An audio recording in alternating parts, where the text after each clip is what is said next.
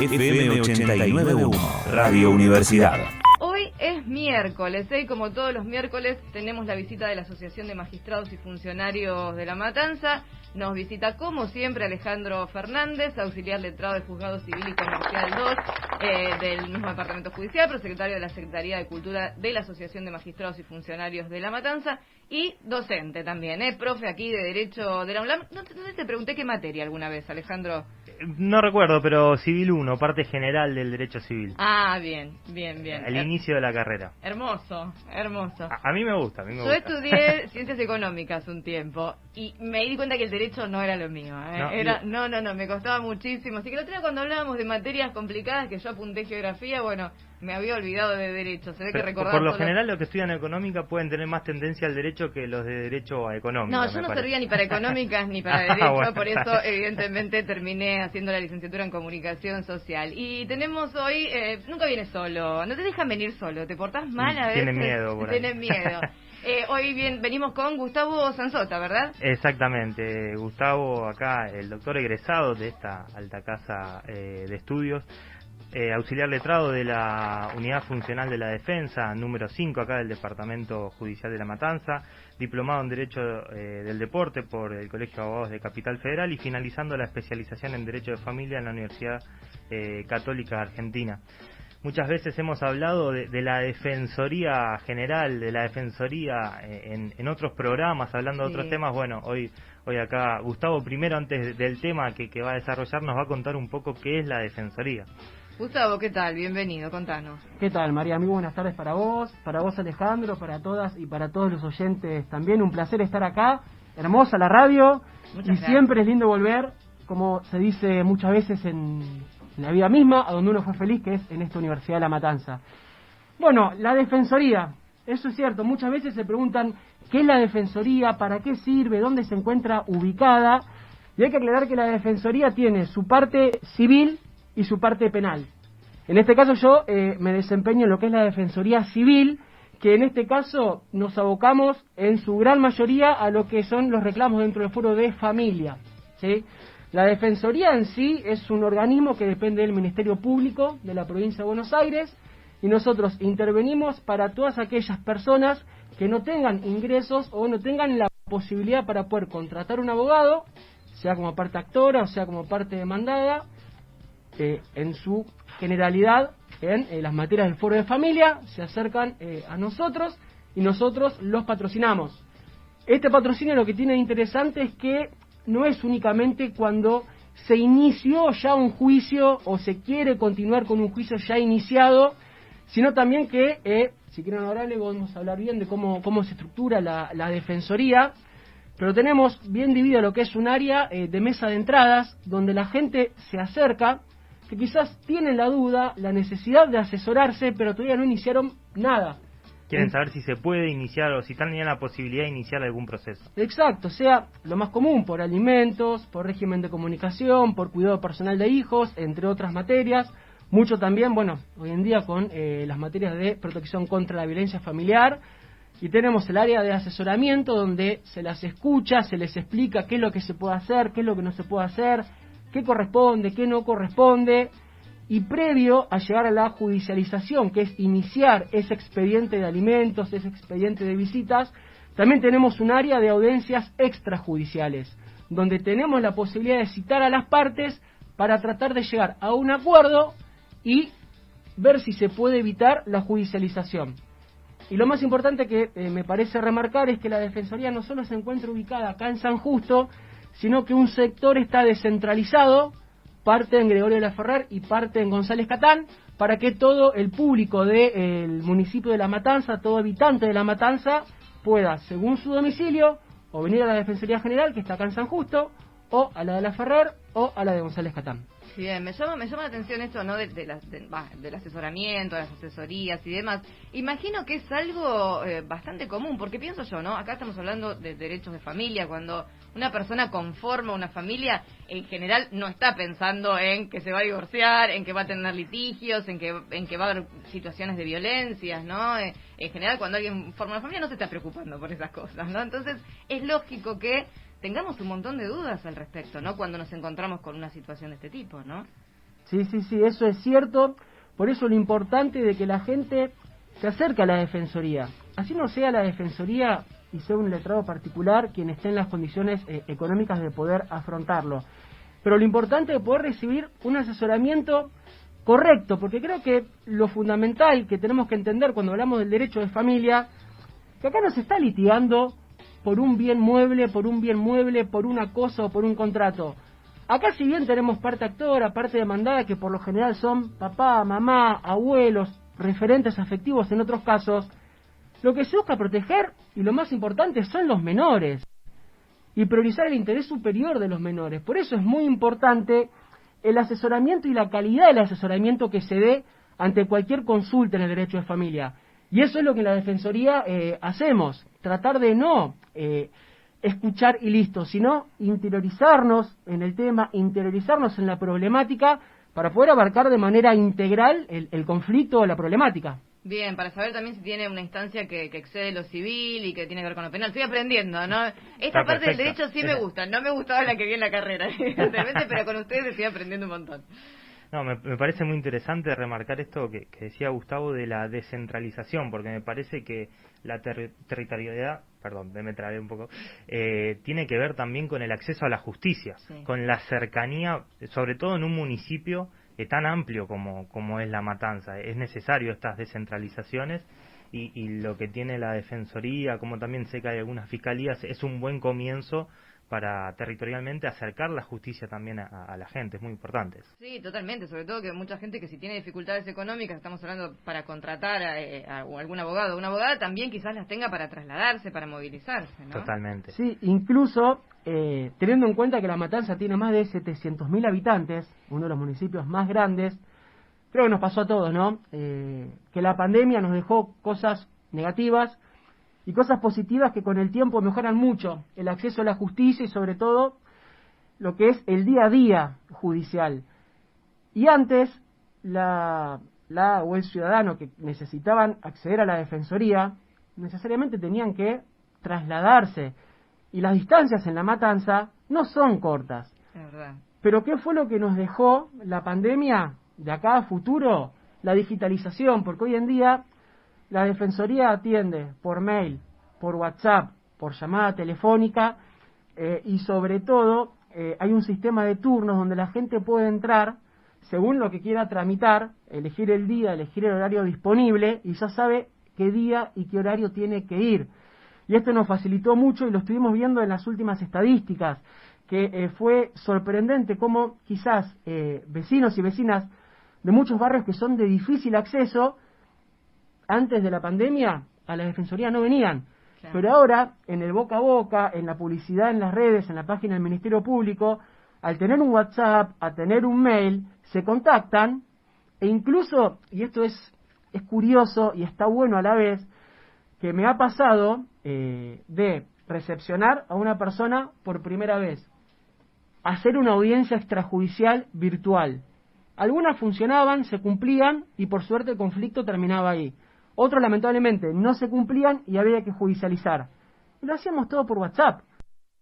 Y quizás se iniciaba ese juicio, intervenía un juzgado de familia, la audiencia se realizaba de manera virtual y la persona pasó de un primer asesoramiento a una audiencia extrajudicial, a iniciar una demanda, a tener una audiencia en un juzgado de familia sin tener que haberse trasladado hasta la Defensoría. Yo creo que esto es bueno remarcarlo también. Importante esto, ¿no? Que muchas veces decimos, no, a ver, no vamos a romantizar la pandemia ni mucho menos, obvio, ¿no? Pero muchas veces decimos, bueno, la falta de presencialidad nos aleja, nos distancia. En este caso ha servido para un acercamiento, ¿no? Entre la gente y el acceso a la justicia. ¿Y con qué celeridad? Porque sabemos que como la gente usa más el servicio de la justicia, quizás se dan algunas complicaciones, no sé con qué celeridad pueden responder las consultas que la gente hace al WhatsApp, si hay demoras con esto.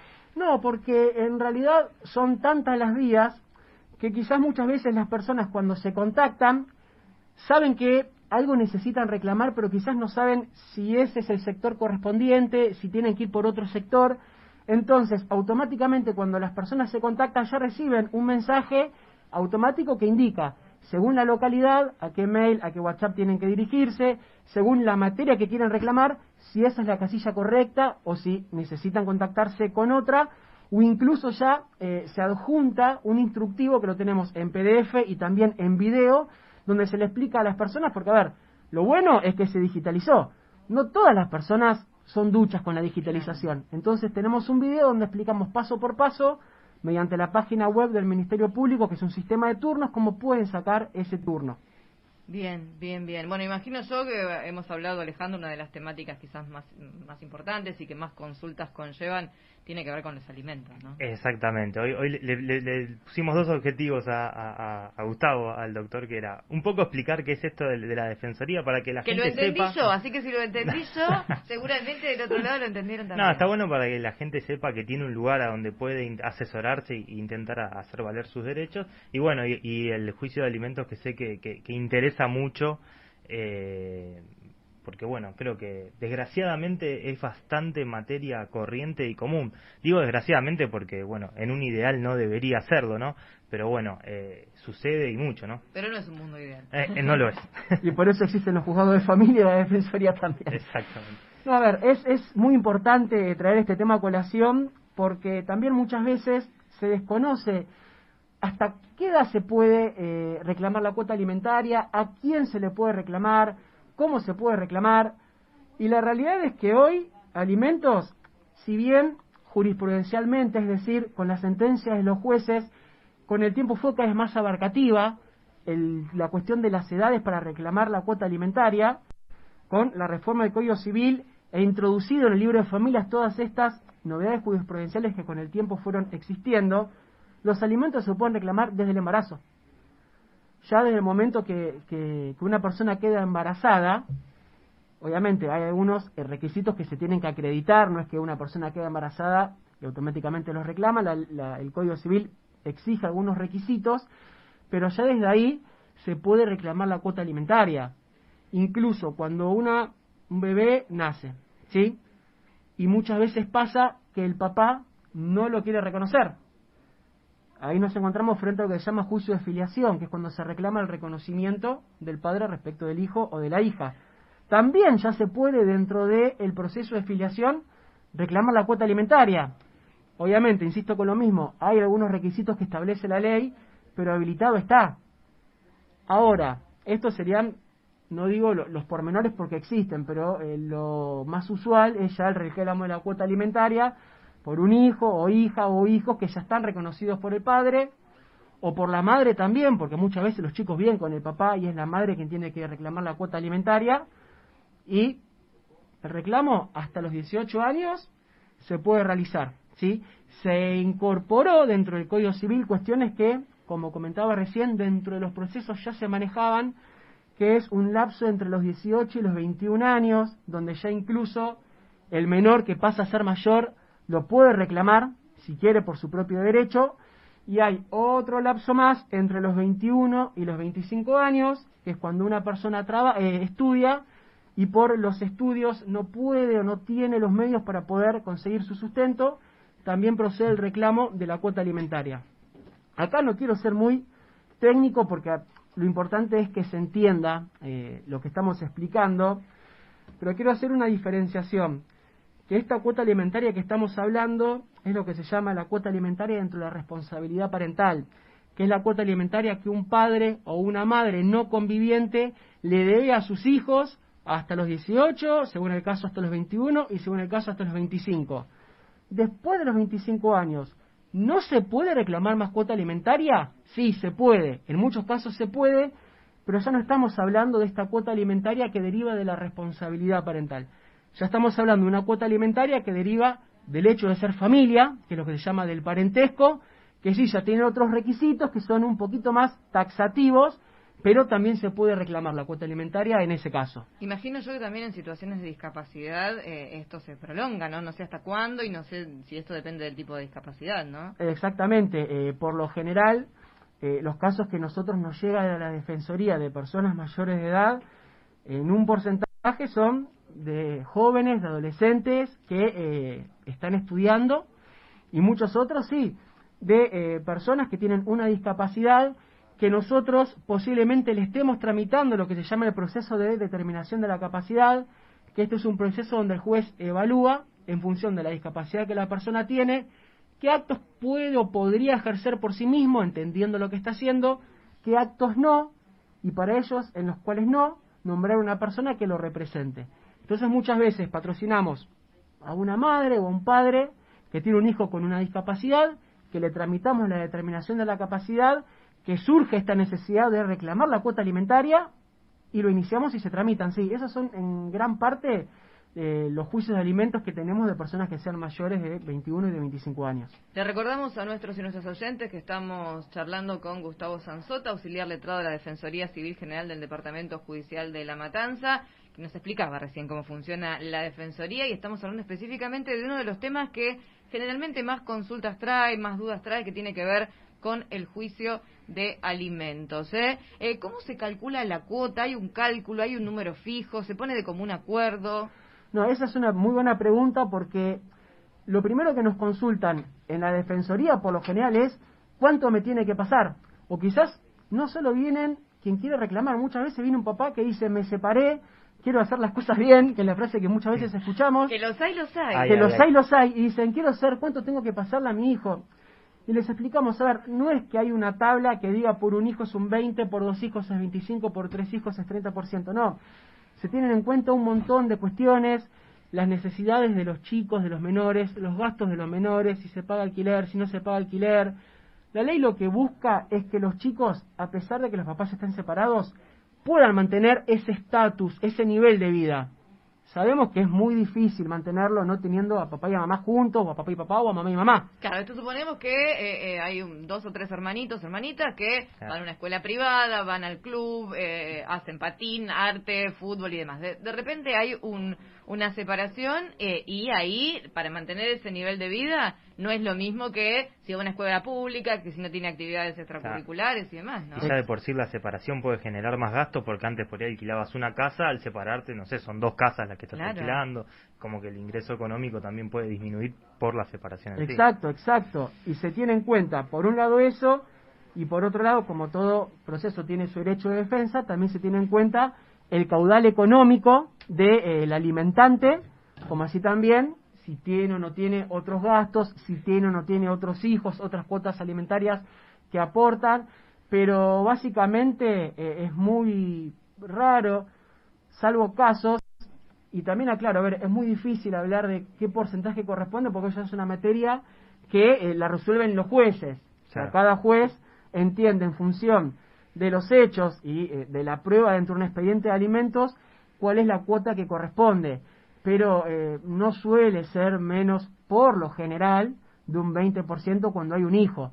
Pero insisto, no lo tomen como referencia, porque esto lo fijan los jueces y depende de muchas cuestiones. Bueno, imagino yo también depende de los acuerdos que hayan dentro de la familia, que muchas veces suponemos que si hubo un divorcio hay una situación familiar complicada, y a veces hay por lo menos un diálogo, ¿no?, que sería lo más saludable. Nombraste algo interesante, María, ¿por qué?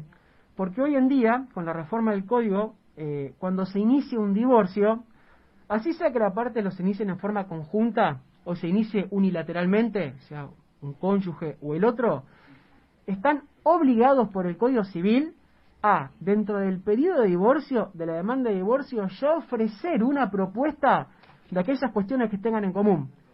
Cuestiones, saco lo que sea patrimonial y dejo los hijos. Están obligadas las partes a, dentro de un proceso de divorcio, ofrecer lo que se denomina un plan de parentalidad o una propuesta respecto del plan de parentalidad. ¿Qué cuota alimentaria ofreces o qué cuota alimentaria pedís, según sea quien lo esté iniciando? ¿Cuál es el régimen de comunicación que proponés o que pedís? ¿Cuál es el cuidado personal o qué modalidad de cuidado personal, que es lo que antes se llamaba tenencia, proponés o pedís? Hoy en día quiero dejar de resalto esto, que se busca por todos los medios que se pueda llegar a un arreglo o a un acuerdo respecto a los hijos menores, que no es más ni menos que uno de los principios que incorpora el Código Civil respecto de la materia de familia, que es el conflicto pacífico la solución pacífica, de los conflictos. Porque vamos a ser reales, quien llega a un juzgado o quien llega a la defensoría es porque un conflicto tiene. Claro. Y no se la pasa bien en los conflictos de familia, y tampoco la pasan bien los chicos. Por eso se busca que en la medida de lo posible se utilicen todas las herramientas que haya a disposición para que de la manera más pacíficamente posible estos conflictos se puedan resolver. Imagino yo que, bueno, en estas situaciones de divorcio y demás, a veces hay esta pelea, no lo quiero ni ver, no lo quiero ni hablar, yo me arreglo, yo puedo, cuando no hay dificultades económicas, yo puedo mantener a mis hijos, a mis hijas, yo conozco casos en los que esto ha sucedido, y de repente pasa el tiempo y dice, pero ¿por qué no? Si corresponde, no importa cuándo se inicie este juicio, este reclamo, se puede iniciar en cualquier momento, siempre y cuando obviamente los hijos tengan la edad que esté cubierta por la ley, ¿no? Exacto, se puede iniciar en cualquier momento, y otra vez, María, trajiste un tema importante para resaltar, que es desde cuándo se deben los alimentos al momento de reclamarlos, ¿sí? De acá el código es muy claro, o sea, lo voy a explicar sencillamente. Una persona que tiene a sus hijos a cargos tiene dos posibilidades para desde cuándo se comienzan a deber los alimentos. A ver, más allá de que todo padre o madre separado, en el momento que se separa, los debe. Eso está clarísimo, ¿no? Sí. Pero hay dos posibilidades. Desde el momento que se inicia la demanda de alimentos, es decir, desde la anteposición de la demanda, cuando se inicia el juicio de alimentos, en el primer proveído, por lo general, todos los juzgados ya fijan una cuota de alimentos provisorios que, aunque se notifiquen con posterioridad al alimentante, a quien tenga que abonar la cuota alimentaria, se empiezan a acumular. Y la otra alternativa es la persona que, a quien está obligado a cumplir con la cuota, la interpela, la intima. Por ejemplo, el famoso, le mandé una carta de documento para que me regularice el cumplimiento de la cuota alimentaria. Si yo mando una carta de documento, y siempre que dentro de los próximos 6 meses de la fecha que envíe esa carta de documento, inicie el juicio de alimentos, la fecha que corre es la que envíe la carta de documento. Pero en mi experiencia esos son los menos. Por lo general, muchas veces no hay tiempo, teniendo en cuenta la necesidad de la cuota alimentaria, de mandar una carta de documento, ver si la otra parte la recepciona o no la recepciona, si cumple, si no cumple. Entonces se inician los alimentos. El juzgado en el primer despacho fija lo que se llaman alimentos provisorios, que son los alimentos que se tienen que cumplir hasta llegar a una sentencia que fija unos alimentos definitivos, y se deben desde este momento, el momento que el juez dice esta es la cuota provisoria, que por lo general es en el primer despacho después que se inicia la demanda. Bien, en algún momento hemos hablado acá de algún caso en particular por un reclamo de alimentos y demás, y tuvimos un llamado, no recuerdo el nombre ahora del oyente, que recuerdo que había mandado un audio y que estaba como muy enojado por estas cuestiones, que decía que la justicia y ahora esto de la perspectiva de género y demás, y que mi ex me reclama y que yo no puedo. Tenía 2 divorcios, tenía hijos e hijas con ambas mujeres y ahora estaba en pareja con otra persona más. Entonces su situación económica era tremendamente compleja y esto lo comprendemos, pero por otro lado sus hijas tienen derechos también, ¿no? ¿Qué es lo que sucede en estos casos cuando realmente, en este caso digo un padre, porque y es generalmente lo que sucede además, tiene que enfrentar gastos tan onerosos con una situación económica normal, un salario regular, y que realmente se le complica sostener 3 familias, ¿no? Claro.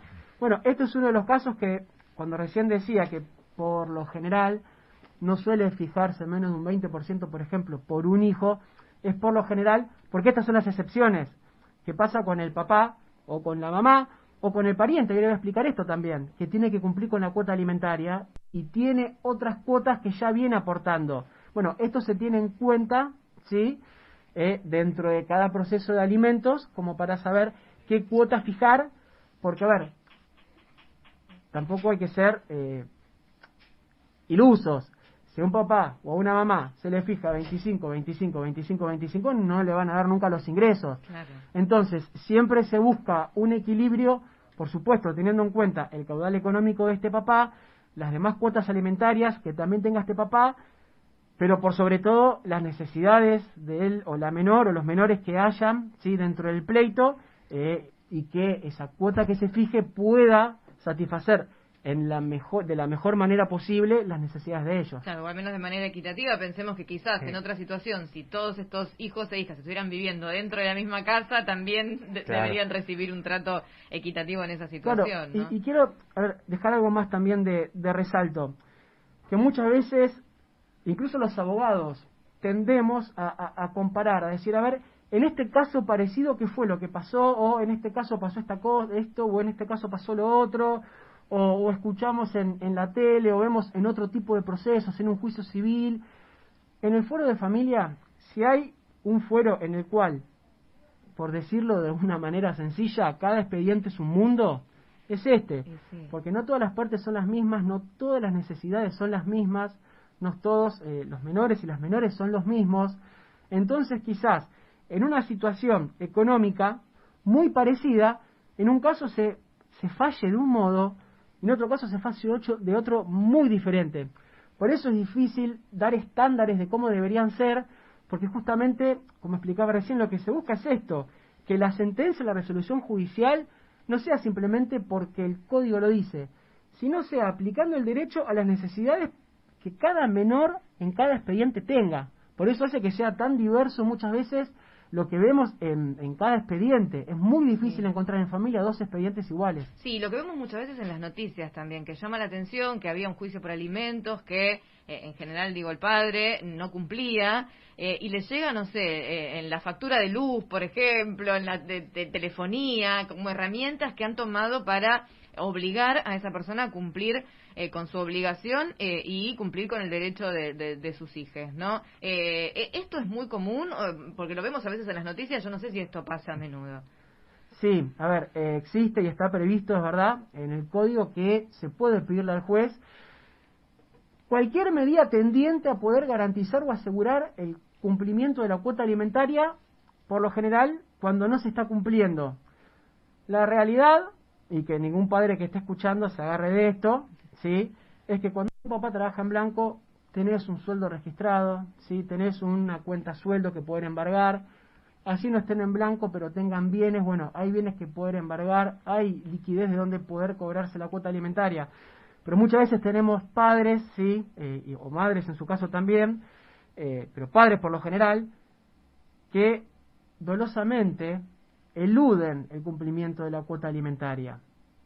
Independientemente de que esto también es un delito penal, que es el delito penal de incumplimiento de deberes asistenciales y trae consigo una pena, pero volviendo a lo que es el fuero de familia, que es el que nos aboca, se pueden pedirle al juez medidas como para decir, bueno, ¿es dificultoso poder encontrar de dónde asegurarnos el cumplimiento de la cuota alimentaria? Bien, veamos de dónde podemos coaccionar un poco.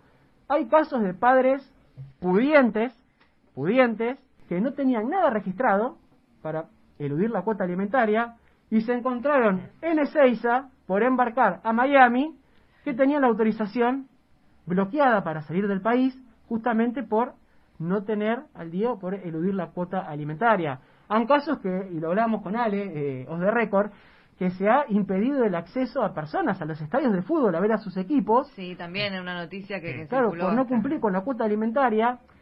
Y lo interesante de esto es que no es que la ley dice se puede pedir esto o esto. No, según cada caso en particular, cada caso en particular, cada lugar donde uno sepa que se puede apretar un poquito, se pueden pedir las medidas que sean necesarias.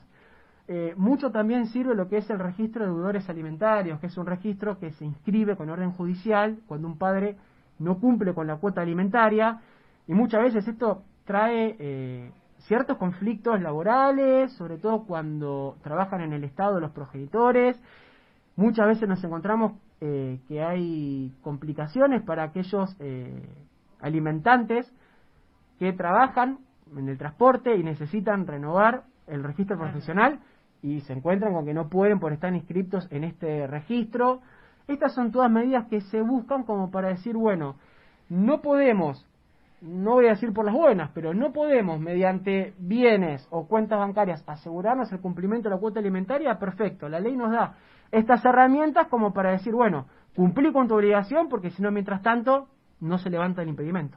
Bien, no sé si hay algo que quieras agregar. Yo creo que hice todas las preguntas que se me fueron ocurriendo y de casos cercanos, ¿no? Que No, lamentablemente conocemos mucho siempre. Un poco lo que veníamos hablando y por lo que él explicó, lo importante de demandar, porque muchas veces dice, bueno, no voy a demandar porque en este momento no tienen trabajo, porque no está en negro, no voy a tener de dónde sacar, y bueno, como él explicaba, primero ya se empieza a generar una deuda que le va a corresponder a los menores, y esto que contabas de que hay otras herramientas para buscar el cumplimiento. Y sí, y me hiciste acordar algo, Ale, que es muy importante. Muchas veces me pasa que ante esta duda de reclamar, las mamás tratan como de excusarse mal, ¿sí? Diciendo, lo que pasa es que yo no le quería reclamar porque yo por cuidar a los chicos tampoco tenía trabajo, fui ama de casa. Y la realidad es que a ver, la ley no le importa si quien tiene a cargo a los menores trabaja en blanco, trabaja en negro, se dedica al cuidado, al margen de que hoy en día quien ejerce el cuidado personal de los menores, la ley le reconoce un valor económico, claro. Porque a ver... Ya sabemos que si está a cargo de sus hijos y sus hijas trabaja. Exactamente, obviamente. Y los chicos comen, o sea... Claro. Las periprecias las hacen para alimentar a los hijos. Sí, porque acá hablamos de alimentos en líneas generales, pero comen, se educan, se visten. Exacto. Todo eso tiene un valor, todas las tareas de cuidado de Claro. un menor. Exacto, Totalmente. la cuota alimentaria abarca esto, es alimento, esparcimiento, vestimenta, educación, salud. O sea, uno, cuando decimos cuota alimentaria, no es la cuota para ir y comprar en el supermercado lo que uno necesita. No, es para el desarrollo integral de los chicos. Claro, y entender que hay una persona a cargo también de esas tareas de cuidado que quizás no puede salir a trabajar por eso mismo y que esa persona necesita también un sostén porque está cumpliendo una tarea, ¿no? Exacto, así que ninguna mamá que tenga a sus hijos a cargo y que por la circunstancia que sea no esté trabajando, crea que no puede reclamar la cuota alimentaria, porque no. La cuota alimentaria la debe él o la progenitor o progenitora que no convive con sus hijos independientemente de la situación económica del otro. Y es un derecho, es un derecho. Y es un de- derecho Es los un derecho menores. y es una obligación, exactamente. Totalmente. Muchísimas gracias, como siempre. No sé, Alejandro, vos si querés agregar algo más. No, ya. Ya ha dicho toda una clase dicho todo, magistral hemos exactamente. tenido. No, por favor. Como todas las clases magistrales de los miércoles, con aquí de los compañeros que nos trae Alejandro Fernández, auxiliar letrado de Juzgado Civil y Comercial 2 del Departamento Judicial, prosecretario de la Secretaría de Cultura de la Asociación de Magistrados y Funcionarios de La Matanza, quien también ha sido docente de la Universidad Nacional de La Matanza, de esta universidad. Hoy con Gustavo Sanzota, auxiliar letrado de la Defensoría Civil General del Departamento Judicial de La Matanza, que aprendimos qué es, cómo funciona, dónde queda, y además hablamos sobre uno de los temas que quizás más polémicas trae, es algo que ocurre todos los días. Todas las personas conocemos a alguien que ha enfrentado lamentablemente una situación de juicio de alimentos. Muchísimas gracias por esta visita y nos reencontramos prontito, ¿sí? Nos vemos el miércoles que viene. Desde la Universidad Nacional de La Matanza, Radio Universidad FM 89.1. Siempre cerca.